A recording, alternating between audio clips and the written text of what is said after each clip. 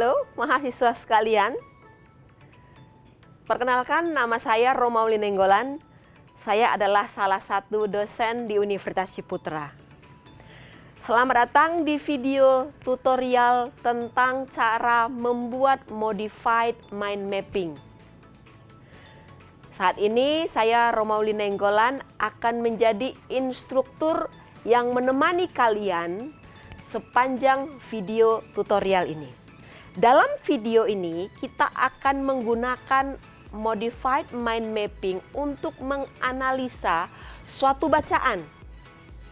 Sebagai calon guru bahasa Inggris, kalian tentunya harus menguasai jenis-jenis bacaan yang diajarkan kepada peserta didik kalian kelak. Selain itu, kalian juga akan menggunakan kemampuan ini untuk mengajar di masa depan. Modified mind mapping akan membantu kalian mengingat apa saja jenis bacaan yang biasanya kalian temukan sehari-hari. Dan apa saja karakteristik atau generic structure dari setiap jenis bacaan tersebut. Mind map yang nantinya kalian hasilkan bisa kalian gunakan sebagai panduan mengenal jenis-jenis bacaan dan generic structure bacaan tersebut. Mind map kalian juga bisa digunakan sebagai media ajar yang nantinya ketika kalian terjun ke dunia pendidikan sebagai seorang pendidik profesional. Dalam tutorial kali ini kita akan menggunakan modified mind mapping untuk menganalisis structure teks satu jenis bacaan, yaitu jenis expository text. Expository text adalah teks non-fiksi dengan tujuan memberikan informasi, hasil analisis, atau memberikan penyajian detail tentang topik tertentu, disertai argumen-argumen penulis. Ada 5 jenis expository text. Pertama, cause and effect. Kedua, compare and contrast. Yang ketiga, description. Yang keempat, problem and solution. Dan yang terakhir adalah sekuensi. Mahasiswa sekalian, sekarang mari kita baca bacaan selanjutnya, yaitu economic literacy. Bacaan ini adalah expository text dengan struktur teks problem and solution.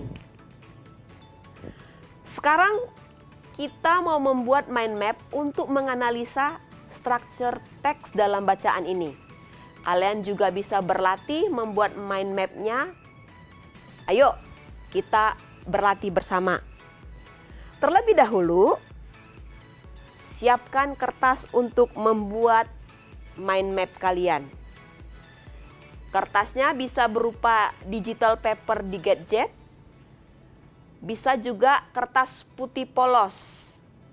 Siapkan juga spidol dengan warna-warni untuk membuat mind map.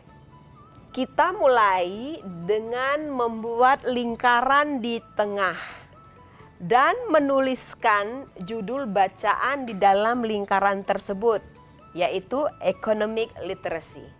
Pada umumnya, setiap bacaan terdiri dari 3 bagian besar, yaitu pembukaan atau introduction, badan bacaan atau body, dan penutup atau conclusion. Jadi mari kita buat 3 cabang yang besar. Ini adalah introduction, bergerak ke kanan sesuai dengan jarum jam, ya ini adalah body, dan ini yang terakhir adalah conclusion. Untuk membuat 3 cabang tersebut, tarik garis pertama dari sebelah kanan. Kemudian sebelah kiri bawah. Nah, garis pertama itu adalah introduction. Garis kedua adalah body dan yang ketiga adalah conclusion. Selanjutnya, kita mau membuat cabang introduction. Mari kita tuliskan kata-kata penting pada paragraf 1. Karena pada bacaan ini tentang economic literacy, maka kita menggunakan ide-ide pendukung yang ada dalam paragraf 1. Buat ranting-ranting pada introduction ini secara detail untuk mendukung economic literacy. Sebagai contoh, kita buat 2 ranting dari cabang introduction ini, di mana cabang yang pertama adalah economic activity. Menggunakan warna yang sama, economic activity. Cabang yang kedua ini bicara tentang habit of people. Ini adalah 2 cabang pada introduction. Untuk ranting pertama, kita buat lagi 3 garis yang lebih tipis. 3 garis yang lebih tipis ini untuk jenis kegiatan, jenis aktivitas. Antara lain, funding activity, making investment, making financial. Kemudian, ranting yang kedua, kita tarik 4 garis yang lebih tipis. 4 garis yang lebih tipis untuk menuliskan jenis kebiasaan orang yang memiliki level literasi ekonomi yang rendah. Sesuai bacaan itu yaitu consumptive behavior, maintaining social status, influence models, buying expensive. Selanjutnya, kita masuk pada cabang body. Seperti yang sudah dijelaskan tadi, struktur bacaan di atas adalah problem and solution. Bagian yang bisa kita lihat sign words-nya di dalam body yaitu problem, because. Nah, masalah yang dibahas atau diangkat dalam bacaan ini menjadi ranting pada cabang body. Nah, cabang-cabangnya ada 5 problems. Apa saja? Ada stuck in debt, have to deal with debt collection, stuck in materialistis, hedonism, dan yang terakhir ini ya, bisa dilihat di bacaan teks. Yang keempat adalah solution. Ini adalah warna yang berbeda. Kita lihat activity, problem, solution di dalam economic literasi dia memiliki warna yang berbeda dan tetap bergeraknya sesuai dengan jarum jam. Pada cabang yang ketiga adalah conclusion ini, kita menggunakan warna yang berbeda di antara yang lain. Garisnya kita berikan garis yang lebih tipis. Solution pada economic literasi ditambahkan 4 garis yang lebih tipis. Apa saja dari bacaan itu kita bisa lihat solutionnya: responsible citizen, more productive, smarter, wiser. Nah, ini 4 bagian dari solution harus sama, berbeda dengan yang lainnya.